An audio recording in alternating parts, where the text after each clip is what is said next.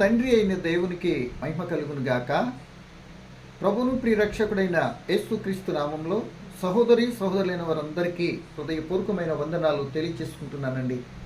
చిన్న ప్రార్థన చేసుకుని కార్యక్రమం ప్రారంభించుకుందామండి. పరిశుద్ధుడైన ప్రియ పరలోకపు తండ్రి, మహోన్నతుడా, దయగలిగిన తండ్రి, గత కాలమంతా ఈ భయంకర దుర్దినాల్లో ఎక్కడ చూసిన నెమ్మది లేని సంఘటనలలో, అకాల సంఘటనలతో, భయంకర స్థితిగతులలో కూడా నీ పిల్లల మమ్మల్ని అందరినీ అపారమైన కృపా కనికరం చేత కాపాడి నేటికిచ్చిన క్షేమను బట్టి కృతజ్ఞతా స్తోత్రాలు తండ్రి. సమయంలో దేవుని ప్రేమించు వారికి సమస్తము సమకూడి మేలు కొరకే జరుగునా అనే అంశాన్ని బట్టి కొద్ది నిమిషాలు అల్పుడైన నేను మాట్లాడటానికి సిద్ధపడుతున్న తండ్రి, మీ ఆత్మ సహాయం చేయండి. వినబోతున్నటువంటి వాళ్ళందరూ ఆధ్యాత్మిక బలపడినట్లు ఆసక్తితో ఆత్మ తోడ్పాటునిమ్మని, వింటున్న పిల్లల మమ్మల్ని అందరినీ నాయన మీ కృపను బట్టి దీవించుమని, యావతి కార్యక్రమం ఆత్మ తోడ్పాటు మాకు అందించుమని క్రీస్తు నామంలో ప్రార్థన అడిగి వేడుకుంటున్నాను మా తండ్రి, ఆమేన్. మంచిదండి. ఈ సమయంలో మరొక ప్రత్యేకమైన అంశాన్ని బట్టి కొద్ది నిమిషాలు ధ్యానించుకుంటానికి మనం సిద్ధపడదామండి. ఏంటా ప్రత్యేకమైన అంశము అంటే, ప్రియమైన సోదరులారా, దేవుని ప్రేమించు వారికి సమస్తము సమకూర్చి మేలే జరుగునా అనే అంశాన్ని బట్టి కొద్ది నిమిషాలు మనం మాట్లాడుకుందాం. నిజమే, దేవుని వాక్యము, దేవుని మాట ప్రకారం ఎవరైతే జీవించడానికి ఇష్టపడతారో, దేవుని ఎవరైతే ప్రేమిస్తారో, అలా ప్రేమించేటటువంటి వారికి దేవుని వాక్యము చెబుతున్న మాట ఏంటి అంటే, ఆ రోమ సంఘానికి అపోస్తలుడు పౌలు గారు చెప్తున్న మాట, తన్ను ప్రేమించు వారికి అంటే దేవుని ప్రేమించు వారికి మేలు కలుగుటకే సమస్తం సమకూడి జరుగుతాయట. జరిగిస్తాడు దేవుడు కనుక జరుగుతాయి, అంతే కదా. సో ఇప్పుడు మనము ఈ మాటను బట్టి ఆలోచిస్తే, ప్రేమించేటట్టు ఉన్నటువంటి వారికి మాత్రమే మేలు సమకూడి జరుగుతుంది. దేవుని ప్రేమించినటువంటి వారు కూడా ఉన్నారు కదా, వారికి ఈ మేలు సమకూడి మేలు జరగవు. కానీ సమకూడి ప్రేమించినటువంటి వారికి వారు చేసుకున్నది వాళ్ళ నెత్తి మీదకి వచ్చిన తర్వాత ఏడవటం తప్ప, అనుభవించటం, బాధపడటం తప్ప వేరే గత్యంతరం లేదు అని సంగతి కూడా మనం గమనించాలి. మేలు లేదంటే కీడే కదండి అని గమనించాలి. సో ఈ మాట చెప్తున్నాడంటే, దేవుని గురించి చెప్పబడిన మాట ఏంటంటే, దేవుడు అందరికీ ఉపకారి. ఏమండి, దాన్ని బట్టి ఆలోచిస్తే ఆయన అపకారి మాత్రం కాడు. 145 కీర్తనలు ఈ మాట ఉంటుందండి. ఆయన అపకారి మాత్రం కాడు, ఆయన ఉపకారి. అందుకే సమకూర్పులో అందరి సమకూర్చి అన్ని మేలు చేయాలని చూస్తున్నాడు. ఆ సమకూర్పు ఆయన సమకూరుస్తాడు. ఆ సమకూర్పులో జరుగుతున్న సంఘటనలలో మన విశ్వాసాన్ని పరీక్షిస్తాడు. మన యొక్క రక్షణ కాపాడుకుంటంలో, మన నడకలో, మన వేషధారణలో, మన క్రియలన్నీ కూడా ఆయన పరిశీలన చేస్తూ ఉంటాడు.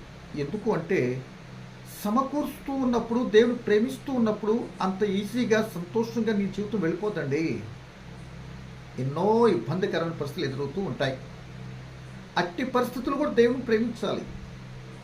అట్టి సంఘటనలు మన జీవితం మీద ప్రభావం చూపుతూ ఉన్నా దేవుని ప్రేమించేటటువంటి వారుగా ఉంటే, వారిని మాత్రం దేవుడు సమస్తము సమకూర్చి, నువ్వు ఎక్కడ భంగపడ్డావో, ఎక్కడ కొన్ని ఇబ్బందికర పరిస్థితులు ఎదుర్కొని మరి కృంగిపోయావు, అదే స్థలంలో ఆయన చిత్తానుసారంగా నువ్వు ఆయన ప్రేమించేటట్టుంటే, ఆయన నీ కొరకు చేసే మేలుని బట్టి అందరూ ఆశ్చర్యపోతారు.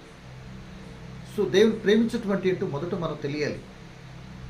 ఈ ప్రేమించటువంటి ఏంటో ఒక మాట కానీ తెలిస్తే, ఈరోజు నేను దేవుని ప్రేమిస్తున్నానా లేదా, లేకపోతే లోకంలో మనిషి దేవుని కంటే ఎక్కువగా నువ్వు ఏది ప్రేమించినా లోకంలో అది విగ్రహారాధనతో సమానం, అది దేవుని ప్రేమించినట్టు కాదు. ఏమండి, చాలామంది కావాల్సిన వ్యక్తిని ప్రేమిస్తూ ఉంటారు లవర్స్గా. అనేక మంది తల్లిదండ్రులు బిడ్డలను ఎక్కువగా ప్రేమిస్తూ ఉంటారు. భర్త భార్య, భార్య భర్తను ప్రేమిస్తూ ఉంటారు. స్నేహితులు, ఇలా ఎంతోమంది రకరకాల ప్రేమికులు ఉంటారు. ఈ విధంగా ప్రేమించుకోనవద్దు, అది తప్పు అని నేను చెప్పట్లే. కానీ నేను చెప్పబోయే మాట ఏంటంటే, ఇవన్నిటికంటే మిన్నయైనది ఒకటి ఉంది. సో మనం పాట కూడా పాడుతూ ఉంటాం కదా, తల్లిదండ్రుల ప్రేమ ధరలు కరిగిపోతాయి, అరిగిపోతాయి అని. ఏమండి, సో వీటన్నిటికంటే మిన్నయైన ప్రేమ ఒకటి ఉంది. అది దేవునిని ప్రేమించటము. వీటన్నిటికంటే మెనైనది. అసలు దేవుడు ఇవన్నీ మనకి ఇస్తేనే కదా, ఈ బంధుత్వాలన్నీ దేవుడు పెట్టి ఆయుష్కాలం నుంచి ఉంచితేనే కదా ఇవన్నీ ఏర్పడినవి. సో ఇవన్నిటి ఏర్పడిన దాన్ని బట్టి వీళ్ళు ప్రేమలో పడిపోయి అసలు ఇచ్చిన దేవుడిని, ప్రేమస్వరూపి అయిన దేవుని కానీ మర్చిపోతే అది ఎంత ప్రమాదకరమో అని అంటే, సమకూర్పులో నీ బ్రతుకులో నీ జీవితం మేలు కలగకుండా నీకు నువ్వే చేసుకుంటున్నావని అర్థమైంది అనుకుంటా. సో ఇంతకీ మేలు అంటే ఏంటో, అది దేవుని ప్రేమించడం ఏంటో ముందు మొదట అర్థం కావాలి. ఆ మొట్టమొదట ఆ మాట అర్థమైతే నీ క్రైస్తవ జీవితము ఈ రోజున ఒక ధన్యకరం మారటానికి అవకాశం ఉంది. నేను సొల్లు చెత్త చెప్పనండి, ఉన్నది ఉన్నట్టు నాకు తెలిసినంతవరకే చెప్తా. తెలియదు నేనేం చేయనండి, అంతవరకే నా లెవెల్ దేవుడు నాకు ఇచ్చింది అనుకుంటా. కనుక కొద్ది మాటలు మనం ఒక్కడు బలపరచుకోవడానికి మాటలు చూడండి. దేవుడు ప్రేమించడం అంటే ఏంటో దైవ గ్రంథంలో ఒక మాటను మనం చూడండి, చాలా మంచిగా ఉంటుందండి. ఈ 4 మాటలు జాగ్రత్తగా వినటానికి మరి సిద్ధపడండి. చూడండి, మొదటి యోహాను రాసిన పత్రిక 5వ అధ్యాయంలో యోహాను గారు ఒక చక్కటి మాట మనకు రాస్తున్నారు. చదువుతాను చూడండి. మొదటి యోహాను రాసిన పత్రిక 5వ అధ్యాయము 3వ వచనాన్ని నేను చదువుతున్నానండి. మనము ఆయన ఆజ్ఞలను పాటించుటయే దేవునిని ప్రేమించుట, ఆయన ఆజ్ఞలు భారమైనవి కావు. బాగా గమనించండి. మరొకసారి చదువునా. ఇక్కడ చెప్పబడుతూ చాలా ఆశ్చర్యకరమైన మాట అండి ఇది. మనం చాలా పనులు చదువుంటాం కానీ ఈ విధంగా ఆలోచించి ఉండము. సో ఇప్పుడైనా కొద్దిగా ఆలోచించడానికి మనం ప్రయత్నించాం. ఏమండి, ఇక్కడ చెప్తున్న మాట, మనం ఆయన ఆజ్ఞలు గైకొనుట అనుసరించటం, ఆ ఆజ్ఞల ప్రకారం జీవించటం, లేదా ఆజ్ఞల ప్రకారం చేయటం, ఆ ఆజ్ఞల ప్రకారం చెప్పటం, ఇదేదైనా కావచ్చు. ఆజ్ఞలు గైకొనటమే దేవుని ప్రేమించుట. అంటే దేవుని మాట విని ఆ ప్రకారం చేసేటటువంటి ఎవరైతే ఉంటారో అట్టివారు, ఆ వ్యక్తులు దేవుని ప్రేమించేటటువంటి వారట. ఆ వ్యక్తులకి ఇంకా కింద చెప్తున్నప్పుడు అంటే, ఆయన ప్రేమించే, ఆయన ఆజ్ఞలు భారమైనవి కావు. అంటే నువ్వు మోయలేనటువంటి, నువ్వు అనుసరించలేనటువంటి మాత్రం కాదు. ఏమండి, ఏ తండ్రి అయినా తను మోయలేని బరువు తన బిడ్డలపై మోపుతాడా? ఏమండి, మనం మోపుతామా? లేదుగా.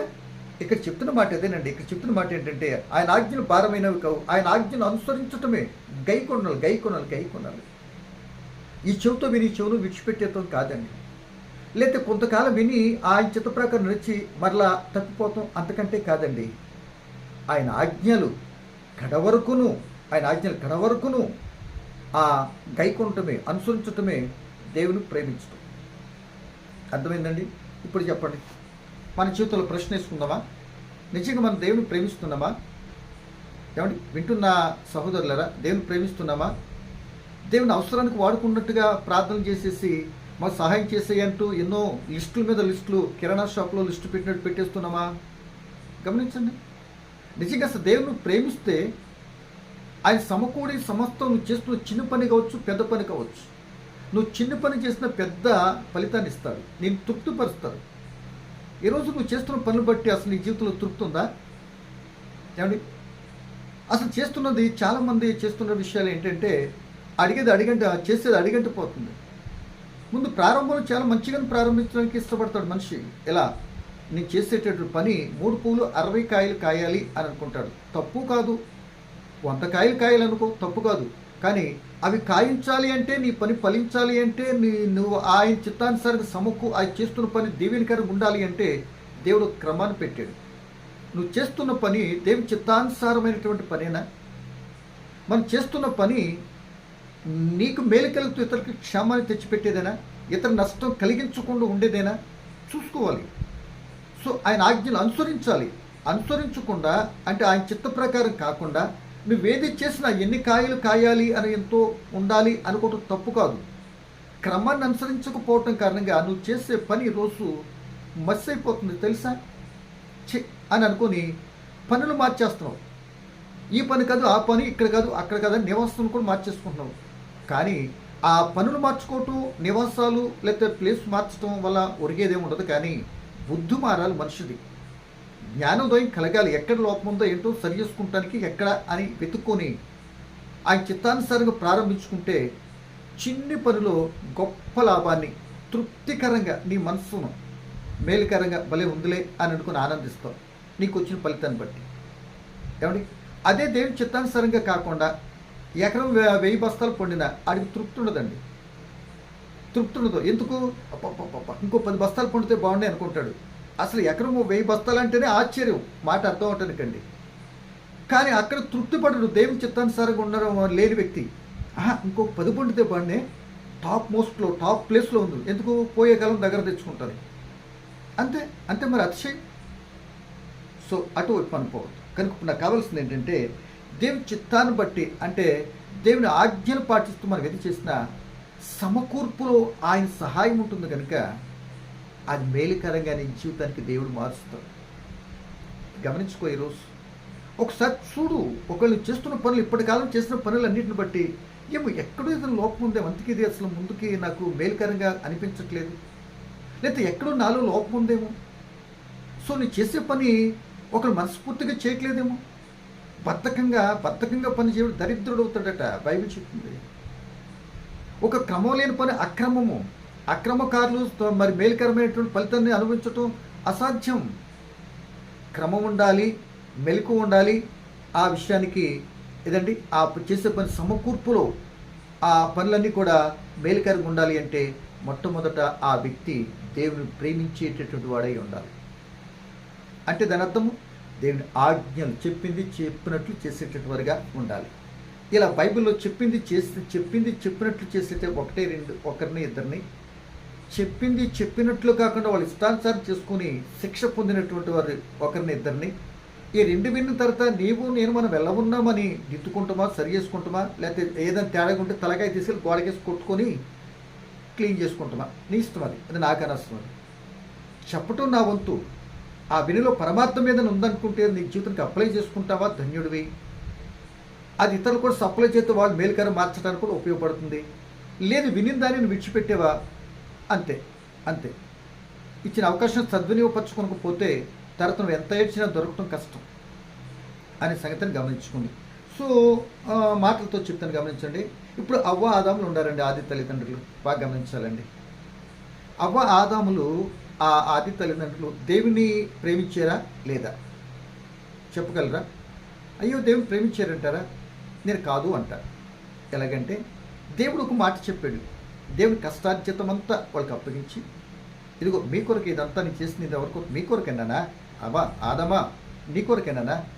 ఈ ఏదైనా తోట, ఈ నదులు ప్రవాహము, ఈ జీవరాశులు ఇవన్నిటినీ నువ్వు ఏలు, మహారాజు నువ్వు ఏలికవి, నువ్వు వేలేటటువంటి వాడివి. నీకు ఏలిక ఉంటూ ఈ తోటనే సేద్యపరుస్తూ జాగ్రత్తగా కాపాడుకుని బాధ్యతతో కూడిన పని కూడా ఇస్తున్నా నాన్న అన్నాడు. రైట్, బాగుంది, సంతోషమే కదా. సో ఒక కండిషన్ పెట్టాడు. ఏమని? నా ఆజ్ఞను పాటించడానికి ఒక కండిషన్ పెట్టాడు. ఇదిగో ఆ మధ్యలో ఉంది చూస్తూ, మంచి చెడ్డలు తెలియచ్చు వృక్షఫలం ఉంది కదా, దాన్ని తినొద్దు నానా అన్నాడు. ఆ ఒక్కటి తినొద్దంటే అన్నీ నీ కొరకే అన్నాడు. అంటే పరీక్ష. ఆజ్ఞాపించాడు స్లోగా, అంటే సలహాను సూచన చెప్పలేదు ఆదాం గారికి. ఆజ్ఞ, కమాండ్. ఇక ఆజ్ఞ అతిక్రమిస్తే వేసేయటమే. ఇప్పుడు మిలిటరీ వాళ్ళు ఉంటారండి, కమాండ్ చేస్తాడు. అంటే ఇంగ్లీష్లో కమాండ్, ఆజ్ఞ అనమాట. తెలుగులో కమాండ్ చేస్తాడు.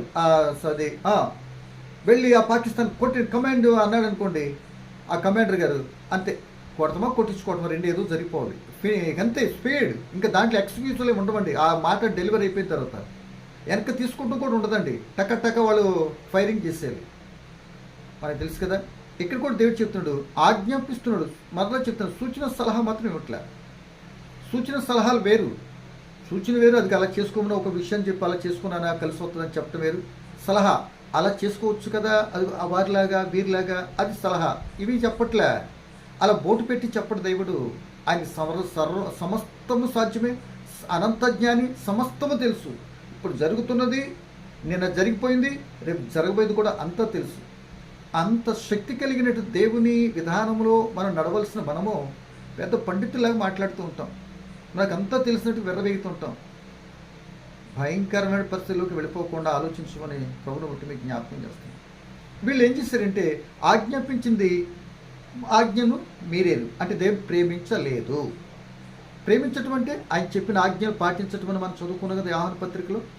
ఆయన ఆజ్ఞను పాటించలేదు కనుక మేలుకార్యం ముందు బ్రతుకు మేలునే పోగొట్టుకున్నారు. సంతోషకరం. అంటే ఆ శ్రమ, వేదన, కష్టం అంటే ఏంటో వాళ్ళకి తెలియదండి. ఇది కావాలని ఎప్పుడు దేవుడిని అడగలేదండి వాళ్ళు. అన్నీ సమకూర్చి పెట్టేసాడండి దేవుడు. అటువంటి సౌఖ్యమైనటువంటిది, విలాసవంతమైన స్వర్ణ ప్యాలెస్ లాంటి ఆ ఏదైనా తోటలో ఒక్క ఆజ్ఞ పెడితే వాళ్ళు ఏం చేశారంటే అది మీరేరు. అంటే ఆజ్ఞను అనుసరించటమే దేవుని ప్రేమించటం కనుక దేవునిని ప్రేమించలేదు. కనుక ఎవరిని ప్రేమించారు? దుష్టుని మాట వినాలి, దుష్టుని ప్రేమించారు అని దుష్టుని మాట విన్నారు. కనుక నా పిల్లలు నా మాట వినాలి, దుష్టు మాట వింటున్న దేవుని కోపం వచ్చి ముందే ఆజ్ఞాపించిన ఆజ్ఞ ప్రకారం దేవుని న్యాయాధిపతికి ముందు చెప్పి చేస్తారు దేవుడు. ఇది ఇలా చేస్తే నీకు ఈ విధంగా దీవెన, అలా కాకుండా ఇలా చేస్తే నీకు ఇది ఈ విధంగా శాపం లేకపోతే శిక్ష అని చెప్తాడు. రెండింటి మధ్య నిన్ను నన్ను పెడతాడు. నువ్వు అటు వెళ్తావు ఇటు వెళ్తావు అని ఫ్రీగా విడిచి పెడతాడు. ఇది పరీక్ష. అటు వెళ్తావో ఇటు వెళ్తావో అని నువ్వు నిర్ణయించుకోవాలి. నువ్వు ఎటు నిర్ణయించుకున్నా, ఇటు నిర్ణయించుకున్న దేవుడు సహాయం చేస్తాడు, అటు నిర్ణయించుకున్న దేవుని యొక్క కోపం నీ మీదకి వచ్చి ఈ పంతా పగలగొడతాడు. మన మధ్య ఇదే పెట్టాడు. దీనికి ఎవరో జరుగుతున్న క్రియలు బట్టి, నా పరిస్థితులు బట్టి నా భార్య నాకు వారు వీరు అని అంటున్నావంటే ముందు నీ బుర్ర బాగలేదు అని అర్థం. వారు వీరు కారకులు కాదు, నీ బుర్రలో ఉందో ఆ చెడు లేక మా మనసులో ఉంది, అది తీసుకో. అప్పుడు తేటగా కనపడితే కళ్ళు వాడు వీడి కాడని.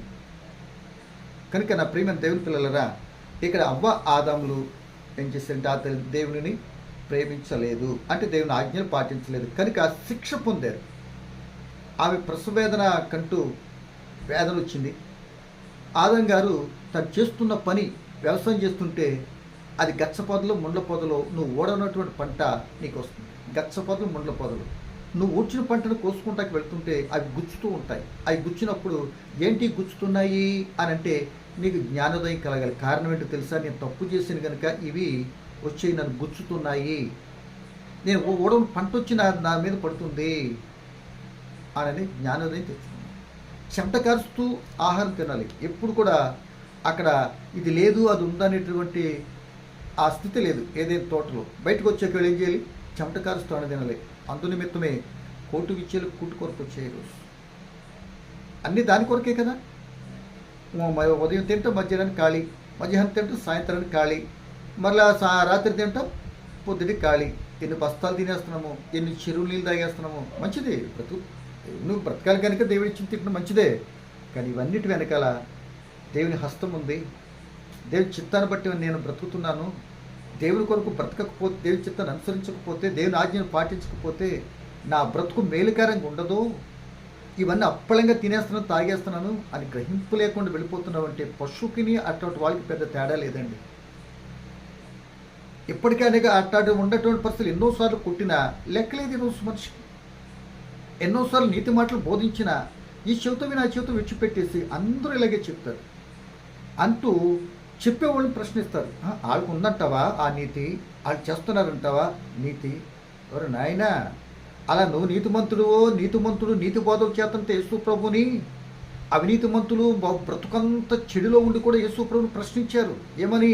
నువ్వు దెయ్యం పట్టినోడివి, నువ్వు తిండిపోతువి, నువ్వు త్రాగుబోతువి, నీకు మతి చెల్లించింది అని అంటూ తన కుటుంబీకులే తన వారే అన్నారు. ఏ మతి చెల్లించింది ఆయనకి? ఏమండి మతి చెల్లించిందా? శివరాకారికి వాళ్ళు అనుకున్నటువంటి ఆలోచించినటువంటి ఆలోచనలు కూడా వాళ్ళు ఆరాధిస్తున్న మందిరం కూడా కొలాప్సాడు, కొట్టేయబడింది. ఇక్కడ మందిరం లేకుండా దిక్కు లేకుండా ఉంది ఈరోజు ఇశ్రాయేల్ పరిస్థితి. వీళ్ళరా ఆలోచించండి. అట్ట మనం కూడా ఏదో చెప్తున్నాం అనుకోండి, ముందు మీరు చూసుకోండి అంటే మన చూసుకోకుండా చెప్తారా? సో దాన్ని బట్టి వాళ్ళు అంటున్నారంటే కూడా కొంత న్యాయం ఉంది. కొందరు అనేక మంది అలాగే చెప్తున్నారు కదా. వాళ్ళు వంకరకుంటారు, రకరకాలుగా తిరుగుతూ ఉంటారు. బాబు ఇటు నమ్మండి, ఇటు చేయండి అంటే వీళ్ళు చెడు క్రియలు వాళ్ళకి అర్థమవుతాయి కనుక ఒరే బాబు నీకు చూసుకో, ముందు మాకు చెప్పొద్దు కానీ నీకు చూసుకొని ఏడు అన్నట్టుగా అలా చెప్పేటటువంటి ఎంతోమందిని అలా ప్రశ్నించి మనకి బుద్ధి చెప్పేటట్టుగా మాటలు చెప్పేటటువంటి వాళ్ళు కొందరికి ఎలగను కూడా ఎలగదు. చూసుకోవాలండి. నేను చెప్తున్నానంటే ఇప్పుడు ఏదైనా వచ్చిందనుకుంటే కాబట్టి కొద్దిగా గ్రహించాలి నేను కూడా. ఏమండి? సో నా ప్రియమైన దేవుని పిల్లలరా, అది అవ్వాదాన్ని బట్టి.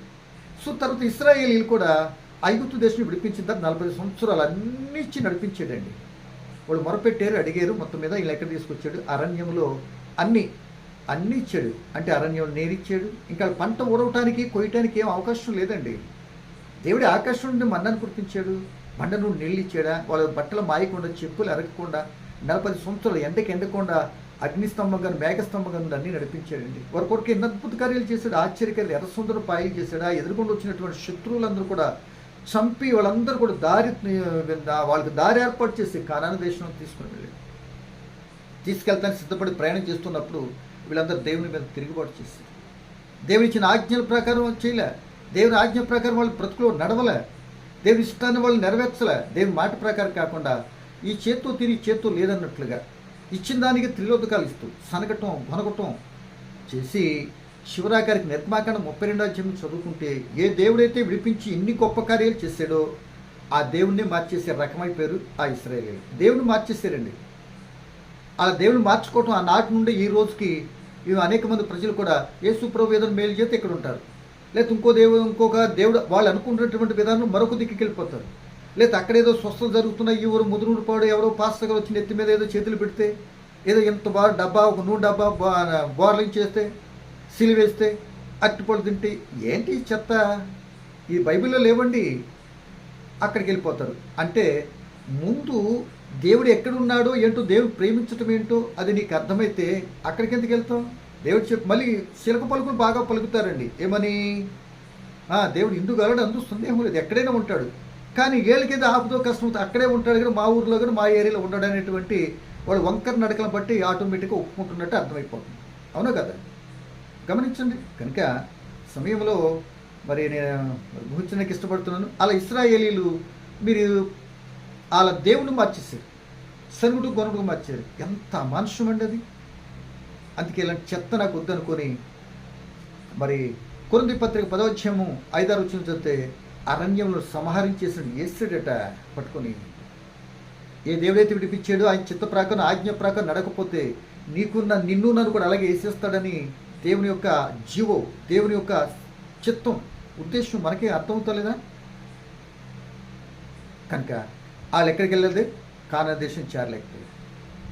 ఈ 2 మాటలు గుర్తుపెట్టుకుని, అంటే ఆజ్ఞను పాటించలేదు కనుక, అంటే దేవుని ప్రేమించలేదు కనుక. ప్రేమించకపోయిన ఆ కృప కలిగిన తండ్రి ఆ ఇశ్రాయేలుకి 40 సంవత్సరాలు మన్నాని ఆపలేదండి. మన్నానిగా ఆపుతాడు, బతుకుకి లేరిక ఇంక ఊర్చుకుంటా తెచ్చుకుంటాకి అక్కడ పక్కకే లేదని ఊరెళ్ళి తెచ్చుకుంటాకి లేదు. అది అరణ్యం ఏముండదు, ఏమీ లేని చోట అన్ని ఇచ్చి బ్రతికించాడు. ఎంత ఆశ్చర్యం అండి. బుద్ధి రావాలి కదండి. మరి ఈ మాటలు వింటున్నప్పుడు మన కూడా కొద్ది కలగలి ఆలోచింపు చేయాలి మన మనసు. చాలా పనులు మన చేతుల్లో కూడా ఎన్నో అన్నీ ఇస్తున్నా సరే అన్నీ తినేసి మన వంకర బతుకులు మాటలు మార్చుకున్నామా, క్రియలు మార్చుకున్నామా, శాస్త్రం మార్చుకున్నామా అంటే లేదు. వీళ్ళు క్రైస్తవులు అంటే ఇలా చేస్తారండి. ఆదివారం ప్రార్థనకి వెళ్తారంటారండి వాళ్ళు. కానీ ఇదిగో పనికి వస్తావు, ఆదివారం గంట పని అండి, రోజుటి మీద 100 రూపాయలు ఎక్కిస్తానని అనుకోండి. ఆయన చేస్తారు ఆదివారం మానేసి పనికి వెళ్తారు. అటు సాయంకాలం దాకా పెడతాడు. అసలు ముందు స్టెప్ తీసుకుంటే రాంగ్. గమనించి కనుక ఇది వీళ్ళిద్దరూ ఇట్లా ఇశ్రాయేలీలు వీళ్ళు దేవుని ఇద్దరు ప్రేమించలేదు, అంటే దేవుని మాట ప్రకారం జీవించలేదు, అసలు దేవుని మార్చేసే రకంగా ఉంటుంది. కానీ కానాను దేశం చేరలేకపోయింది. ఓకేనా? రైట్. ఆ అవ్వాదాములు దేవుని మాట వినలేదు కనుక, ఆజ్ఞను పాటించలేదు కనుక, అంటే దేవుడు ప్రేమించలేదు, వారికి గెట్అవుట్ అని తోలేసాడు. అంటే ఇచ్చినోడు ఉంచినోడు పంపించేయచ్చు, ఇచ్చినోడు వెంటనే తీసేయచ్చు, ఇచ్చినోడు ఆ లెఫ్ట్ రైట్ ఆదావుడు ఈదోడు కూడా వాయించేయచ్చు. ఇచ్చినోడు లేకపోతే ఉంచినోడు పుట్టించినోడు నేను అందరాలు ఎక్కించి ఆహా ఓహో అని ఆనందింప చేయొచ్చు. ఇవన్నీ కూడా అన్నీ దేవుడు చేస్తాడు. ఇవన్నీ మన పరిస్థితులు మనం చేసుకున్న క్రియలపై ఆధారపడి ఉంటుంది. దేవుడి న్యాయోత్పత్తి గమనించారు కదా. సో ఇంకో మాట మనం చదువుకుందాం. మీరు చూడండి, అబ్రహాంతో దేవుడు చెప్పాడు ఆదికాండం 12వ అధ్యాయం. మీరు అందరూ తెలుసు కనుక తెలియదండి. ఏమండి? ఆదికాండం 12వ అధ్యాయంలో అది అబ్రహాం దేవుడు పిలిచాడు, మొత్తం మనం విడిచిపెట్టుకుని వచ్చాడు. వచ్చినప్పుడు దేవుడు అబ్రహాం గారితో ఒక మాట అన్నాడు. ఆ మాట చదువు చూడండి, ఎందుకంటే ఎన్ని మాటలతో చెప్పి అయితే కుదరదండి. అబ్రహాం గారిని అడిగారు చూడండి, 12వ అధ్యాయం మొదట వచ్చింది, నేను చదువుతున్నానండి. ఇంకొకటి 2 మాటలు చెప్తానండి, మరి టైం ఎంత అవుతుందో చూడండి. 12వ అధ్యాయం మొదట వచ్చింది. యెహోవా నీవు లేచి నీ దేశం నుండి, నీ బంధువుల వద్ద నుండి, నీ తండ్రి ఇంటి నుండి బయలుదేరి నేను నీకు చూపించు దేశంలోకి వెళ్ళుము. నిన్ను గొప్ప జనముగా చేసి నిన్ను ఆశీర్వదించి నీ నామను గొప్ప చేయుదును. నువ్వు ఆశీర్వాదముగా నుందువు. నిన్ను ఆశీర్వదించువని ఆశీర్వదించదను, నిన్ను దూషించువని శపించదను. భూమి యొక్క సమస్త వంశం నీ యందు ఆశీర్వదించబడునని అబ్రాముతో అనగా. 4వ వచనం. యెహోవా అతనితో చెప్పిన ప్రకారము అబ్రహాము వెళ్ళెను. బైబిల్ చెప్తున్న మాట ఇదండి. ఒక కమిట్మెంట్ ఉంటుందండి, దేవుని మాటకి విధేయత చూపటం బట్టి ఇదండి. మరి ఈరోజు మీకు ఒక ప్రశ్న అడిగిన, మనం దేవుని చిత్తాన్ని ఒక సంఘంలో ఉంటున్నాము, ఒక సంఘ కాపరిగా మనం నడిపించబడుతున్నప్పుడు ఆ సంఘ కాపరి చెప్పేటటువంటి మాటకి ఎప్పుడైనా కరెక్ట్గా విధేయత చూపేమా, లేకపోతే వంకర భాషలు చెప్పేమా? అలా కాదండి, అలా ఇలా అలా. ఇప్పుడండి నాకేదో పని ఉంది, నేనంటే నీ చెప్తే తెలుసా, అసలు అలాంటి వాడికి చెప్పకూడదు, ఇది చెత్త అని. మనకేంటంటే అలా అలా అంటే ఈయన మీద ఎక్కడ దాడి చేస్తాడో, ఈ నా పోస్ట్ ఎక్కడ ఊడిపోద్దని వాళ్ళు అడుగులు మడుగులు వచ్చేటటువంటి రకాలు కూడా లేకపోలే. కరెక్ట్ కాదండి, కరెక్ట్ కాదు అనే సంగతి కూడా గమనించుకున్నాను. సో ఇక్కడ అబ్రహాం గారు చెప్తున్న మాట, నేను గొప్ప చేస్తా, నేను ఏమైనా దూషిస్తే ఊరుకోను, లేకపోతే అసలు నిన్ను నీ కుటుంబాన్ని ఆశీర్వదించేస్తాను, నీ ద్వారా ప్రపంచాన్ని ఆశీర్వదించేస్తాను, సమస్త జనాన్ని ఆశీర్వదించేస్తాను అంటాడు. సమకూరుస్తున్నాడు ఇవన్నీ. ఆయన మాట విన్నాడు అన్నట్టుగానే అబ్రహాం ఎక్కడికి వెళ్ళినా దేవుడు కాపాడాడు, ఎక్కడికి వెళ్ళి కాపాడాడు. సో ఇక్కడ 11వ అధ్యాయం చదువుతాను చూడండి. అబ్రహాము తన కలిగిన సమస్తము, తన భార్యను, తనతో కూడిన లోతును ఎంట పెట్టుకుని ఐగుప్తు నుండి దక్షిణ దేశంలోకి వెళ్ళాను. అబ్రహాం వెండి బంగారం బహు ధనవంతుడై ఉండేను. 2వ వచనం, బహు ధనవంతుడిగా ఆశీర్వదించాడు. అబ్రహాం గారితో దేవుడు చెప్పిన మాట, నువ్వు అన్ని విడిచిపెట్టి నా దగ్గరికి వస్తే, అబ్రహామును మొదలెట్టుగా చూసుకుంటే ఏమండి అన్నీ ముందు ఇస్తాడు, ఏదోటి నీకు కలిగింది ఏదో కొంత ఇస్తాడు, ఏదైనా తేడా వస్తే తీసేస్తాడు అవాదంలాగా. ఒకటి, ఇప్పుడు అన్నీ వదులుకొని వస్తే, నేను ఏదైతే ఇచ్చిన అన్నీ వదులుకొని బంధుత్వాలు కానీ నీకు ఏ దేశం అన్ని కొన్ని వదిలిస్తే, ఇప్పుడు నేనేం చేస్తాను తెలుసా, ఇప్పుడు నేను నిన్ను గొప్ప చేస్తా, నిన్ను ఆశీర్వదిస్తా, ఇది చేస్తా. ఇది క్రమం, దేవుడి యొక్క షెడ్యూల్ అలా ఉంటుంది అని చెప్పి ప్రదేవునికి ఇలా మాట్లాడుతూ ఏమంటున్నాడంటే అక్కడ ఆశీర్వదించాడు. ఈ నా మాట వింటే నీకేం చేయాలి తెలుసా, ఒక దేశాన్ని ఇచ్చేస్తాను అన్నాడు అబ్రహాం గారు. మాట వింటే దేశం వచ్చేస్తుందా? అవును వచ్చేస్తుంది. వచ్చిందా లేదా మరి అబ్రహాం గారు?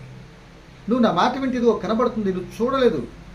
అందుకే తను పిలిచినటువంటి వారికి, ఆయన ఆజ్ఞను అనుసరిస్తున్నటువంటి వారికి కొరింథీ పత్రిక 2వ అధ్యాయము 9వ వచనంలో, ఆయన చేసే కార్యాలు కంటికి కనబడవు, చెవికి కనబడవు, హృదయానికి మాత్రం అగోచరు. అది జరిగి అక్కడికి వెళ్ళి చూసేంత వరకు కూడా మనకు అర్థం కాదు. ఆశ్చర్యం, అమ్మో అసలు ఇటు అవుద్ది అనుకోలేదు, ఇలా జరుగుద్ది అనుకోలేదు, ఇలా ఇట్లా చేస్తాను నేను ఊహించలేదండి, మొత్తం మీద పని అయిపోయిందండి అంటాం.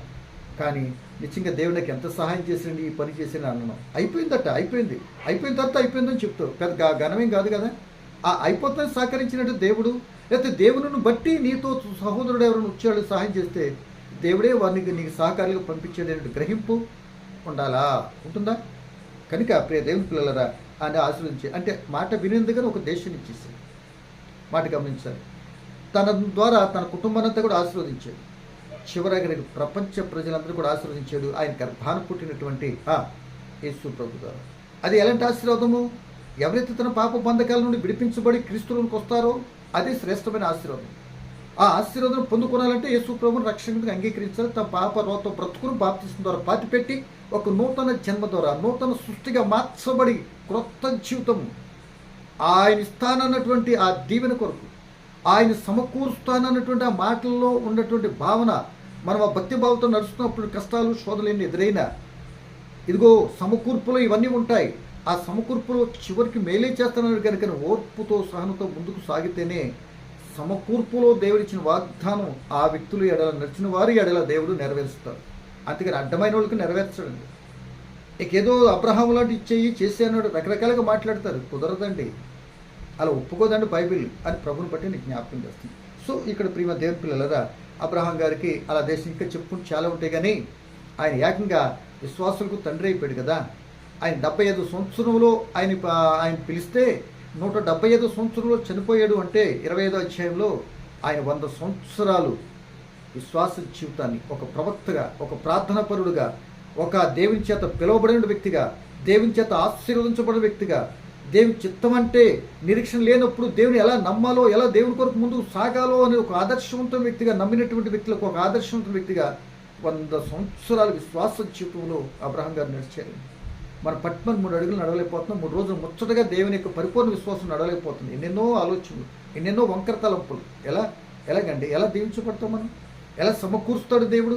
ఆ సమకూర్పులో మనం ఎలా ఉంటున్నాం గ్రహించుకున్నారని ప్రభుని బట్టి నేను జ్ఞాపకం చేస్తున్నాను. ఇంకో మాట చెప్తాను, ఇది దేవుని మాట విని ఆజ్ఞను పాటిస్తే, లేకపోతే దేవుని మాట విని వచ్చాడు అంటే దేవుని ప్రేమించడం కనుక ప్రేమించిన వ్యక్తి ఒక దేశాన్ని ఇచ్చాడు, అలా ఉంచుతాం. ఇంకా చాలా విషయాలు ఉన్నాయి కానీ కొద్దిగా సరిపోతుంది. రెండో వ్యక్తిని చెప్తే నోవహు గారు. నోవహు గారు తెలుసు కదండి. నోవహు గారితో దేవుడు ఒక చక్కటి మాట చెప్పాడండి. నోవహు, ఇదిగో కనపడుతున్నదంతా కూడా నేను తుడిచిపెట్టేయాలనుకుంటున్నాను. ఎందుకంటే అన్నీ చేశారు, ఈ రకాలు మంచిగా బ్రతకట్లే, వీరి వల్ల భూమి చెడిపోతుంది, నా మనసు గాయపడుతుంది, వీళ్ళు ఎందుకు ఉండటం వల్ల నాకు తలనొప్పి తప్ప వేస్ట్. సో వీళ్ళు తుడిచేయాలనుకుంటున్నానయ్యా అన్నాడు. సరే, ఆయన చిత్త ప్రకారం తుడిచేంత సిద్ధపడ్డాడు. నువ్వు పని చేయలేయా అన్నాడు. ఓకే చెప్పండి సార్ అన్నాడేమో. ఇదిగో స్థితిసారకం రాంతో వాడని నిర్మించుకో, నీ కుటుంబం కొరకు, నీకు జీవరాశుల కొరకు. అంటే మొత్తం మీద నోవహు గారు చెప్పినట్లు చేశాడు. ఆరోగ్యం చివరి భాగంలో చదువుతున్నాను నేను. ఆరోగ్యం చివరి భాగం 22వ వచనం. నోవహు అట్లు చేసెను, దేవుడు తనకు ఆజ్ఞాపించిన ప్రకారం యావత్తూ చేశాను. అంటే దేవుడు ఆజ్ఞాపించిన ప్రకారం యావత్తూ చేశాడు అని అంటే నోవహు గారు దేవుని ప్రేమించాడా, ప్రేమించలేదా? ఆజ్ఞను అనుసరించడం, చెప్పిన మాట చేయటమే కదా దేవుని ప్రేమించినటువంటి అనుకున్నాం. ప్రేమించాడు కనుకనే ఆయన తప్పించాడు. ఈ మాట ఇక్కడే పెట్టి ఒకసారి కీర్తన గ్రంథంలోకి వెళ్ళొద్దాం చూడండి. 91వ కీర్తన 14వ వచనం ఏమంటున్నాడు ఆ మాట చెప్తాం చూడండి. అతడు నన్ను ప్రేమించుతున్నాడు కనుక నేను అతన్ని తప్పిస్తాను. అతడు నా నామం ఎరిగిన వాడిగా నేను అతను ఘనపరచదును. అతడు నా నామం ఎరిగాడు, అతడు నన్ను ప్రేమించుచున్నాడు. నిన్ను చూడగానే నువ్వు ప్రేమించేటట్టు వ్యక్తిగా ఉండాలి అంటే నోవహు వలె ఏం చేయాలి? చెప్పిన యావత్తూ చేసే వ్యక్తి ఉంటే అప్పుడు నువ్వు తప్పించబడతావు. అంటే అలా పనులు చేస్తూ ఉన్నా కానీ తప్పింపబడినటువంటి కొన్ని సంఘటనలు నీ జీవితంలో ఆటంకాలు ఎదురుతూ ఉంటాయి. వాటిలో నష్టం కలగని కూడా ఏం చేస్తాడంటే దేవుడు తప్పిస్తాడు. అంటే ఆయన ఏదైనా చేయగలడు, ఆయనకి సమస్తము సాధ్యం. ఏమండి మాట అర్థమైంది కదా? కనుక ఇక్కడ మాటను బట్టి చూస్తే ఆయన ఏం చేశాడంటే 6వ అధ్యాయంలో మనం చదువుకున్న మాట, ఆయన ఆయన చెప్పిన ప్రకారం యావత్తూ చేస్తాడట, ఏది విడిచిపెట్టలే. రైట్, జలప్రళయం వచ్చింది, అందరూ పోతున్నారు. సో ఇంకో మాట చెప్పాలంటే నోవహు కాలంలో ఎక్కువ మరణాలు చూస్తుంది నోవహు గారేనండి. మొత్తం లోకంలో ఉండటాన్ని మరణాలు గుట్టలు చూస్తుంది, మరణాలు ఆ చచ్చిపోతున్న పరిస్థితి చూస్తుంది నోవహు గారు ఒక్కడేనండి. అసలు ఎలా తట్టుకున్నాడు సత్యం ఏమండి? కనుక మొత్తం మీద ఆ తప్పించబడ్డాడు ఆ జలప్రళయం నుండి. ఆ జలప్రళయం అయిపోయిన తర్వాత వాడను బయటకు వచ్చాడు. అప్పుడు ఏమన్నా తెలిస్తే దీవెన అంటే ఎలా ఉంటుందంటే, సమకూర్పులు దీవెన ఏంటంటే ఆయన ప్రకారం చేస్తే తప్పించబడి ఆ సమకూర్పులో సమకూర్పు దీవెన ఎలా ఉంటుందో నోవహు ద్వారా చక్కటి పాఠాన్ని మనం నేర్చుకోవచ్చు. వాడను బయటకు వచ్చేసేయండి, జీవరాశులు ప్లస్ ఆ ఎనమండుగురు, ఏమండి ఆ కుటుంబం వచ్చిన తర్వాత నోవహుతో దేవుడు అన్నాడట, అర్థం చేసుకుంటాడు. దేవుడు అన్నాడు, నోవహు చుట్టూ చూడాడంట, ఎవరు లేరండి అన్నాడట. ఎవరు లేరా? ఇదిగో నా కొరకు నువ్వు ఎంత కష్టపడ్డావు తెలుసా, నా కొరకు నువ్వు ఎంత శ్రమించావో తెలుసా, అందరూ ఒకటి, అందరూ నడిచే దారిలో నువ్వు నడవలే, అందరూ ఒకటి, నువ్వు ఒక్కడిగా ఒకటయ్యా. నా కొరకు ఎంత నీతిమంతుడికి ఎంత పనిచేసేవయ్యా. అందుకే నీతిమంతులకు నెత్తిమెతికి ఆశీర్వాదం వచ్చి, నీతిమంతు నెత్తిమెతికి జీవకిరీటం అవుతుంది. నీతిమంతులు మరి భిక్షమెత్తరాడు, చేయి చాపి అనేక మందికి ఇచ్చేటట్టు వరకు ఉంటారు. ఆ నీతి అంత వృద్ధిలోనికి తెస్తుందని దాని అర్థం.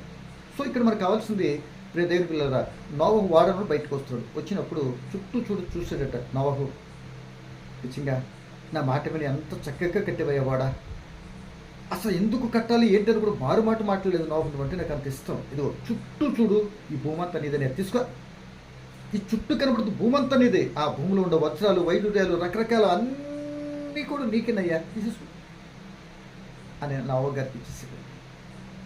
అనుకోవచ్చా? పక్క నోవహు తప్ప ఇంకెవరున్నారు? ఆ జలప్రలయం కొట్టుకెళ్ళిపోయింది, నోవహు కుటుంబం తప్ప ఇంకెవరున్నారు? అంతా ఇచ్చేసాడు. అంటే సమకూర్పులో చూసారా ఆయన మాట ప్రకారం చేస్తే. మరి ఇట్టుకోండి నేను ఎందుకు చేయకూడదు అనే భావం నీకు నాకు మనకి ఎందుకు రాకూడదండి, ఎందుకు రాకూడదు అని ప్రభుని బట్టి నీకు జ్ఞాపకం చేస్తున్నాను. మనం కూడా దేవుని పిల్లలారా దేవుని ప్రేమించేటట్టు వారికి ఉన్నామంటే ఈరోజు క్రీస్తులోకి వచ్చిన తర్వాత ఇక ముగిస్తున్నాను, ఇప్పటికే కాలాతీతం అయిపోయింది. ఆ దేవునిలోనికి వచ్చిన తర్వాత ప్రేమ దేవుని బిడ్డ, దేవుని ఆజ్ఞను పాటిస్తున్నావా? నీతి న్యాయం యథార్థత అనుసరిస్తున్నావా?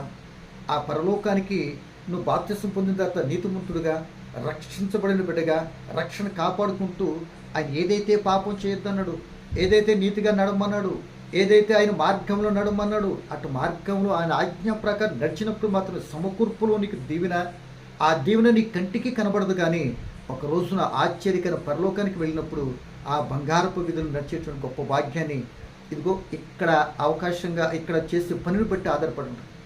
ఇక్కడ ఆయన ఆజ్ఞను అనుసరించే తీరును బట్టి, ఆయన దేవుని ప్రేమించే విధానాన్ని బట్టి ఆధారపడుతున్న సంగతిని మనం గమనించాలి. మాట అర్థమవుతుందండి. ఎంత చేస్తే అంత అంటారు కదా లోకంలో. అలాగే ఆయన కొరకు అలా రక్షింపదల నీతిని ఆయన అనుసరిస్తూ అనేక మందికి, నీ కుటుంబాన్ని అనేక మందికి ఆదర్శవంతంగా బ్రతికే క్రైస్తవులు ఉండాలి. ఒక రకంగా చెప్పాలంటే క్రైస్తవులమైన నీవు నేను మనం ఉండబట్టే దేశం కొద్దిగా సంతోషంగా ఉంటుందండి. ఈ క్రైస్తవులు లేకపోతే ఈ చెత్తంతా ఎత్తుకొని దేవుడు ఎప్పుడూ కాల్చేస్తాడు, ఉంచడండి. ఆ రెండు రకాలు వచ్చేసేది. ఇంకా మారు మనసు పొందుతారని, ఇంకా రక్షణ పొందుకుంటారని, ఇంకా తెలుసుకుంటారని ఇలా చెప్పేటువంటి మాటలు బట్టి వాళ్ళు బ్రతుకులు మార్చుకుంటారని దేవుడు ఎన్నో అవకాశాలు ఇస్తున్నాడండి అని ప్రభుని బట్టి నేనైతే జ్ఞాపకం చేస్తున్నాను. కనుక ఇప్పుడు మనకుంటున్న మాట, మన దేవుని పిల్లలుగా అలా మనం ఆజ్ఞలు అనుసరిస్తే మనం చేసే చిన్నదైనా ఇప్పుడు వినిన మాటలను బట్టి సోదరుడా సహోదరి, ఇప్పుడు దేవుని ప్రేమించేటట్టున్నామా? ప్రేమించేటట్టుంటే అబ్రహాము నోవహు వలె దేవుని ప్రేమించేటట్టుంటే, దేవుని ప్రేమించారు కనుకనే యెహోషువ కాలేబులు కూడా కానానని లేరండి. ఈ మాట మర్చిపోయిన ముందే చెప్పాలి. యెహోషువ కాలేబులు కూడా దేవుని ఆజ్ఞానుసారం జీవించారు కనుకనే, ప్రారంభంలో దేవుడు చెప్పిన మాటలను అనుసరించారు కనుకనే ఎక్కడికి వెళ్ళారు? కానాను దేశంలో. ఆ వారి వలె, ఆ అబ్రహం వలె, నోవహు వలె చేసేటటువంటి ఆ మంచి పరలోకానికి వెళ్ళేటటువంటి ఆయన ఆజ్ఞలు పాటించే బిడ్డలుగా మనం ఉంటున్నామా? అయితే లోపం ఉంటే దిద్దుకుంటూ ప్రయత్నించే సోదరుడా సహోదరి, ఒకవేళ ఇప్పటికే దారి తొలగిపోయి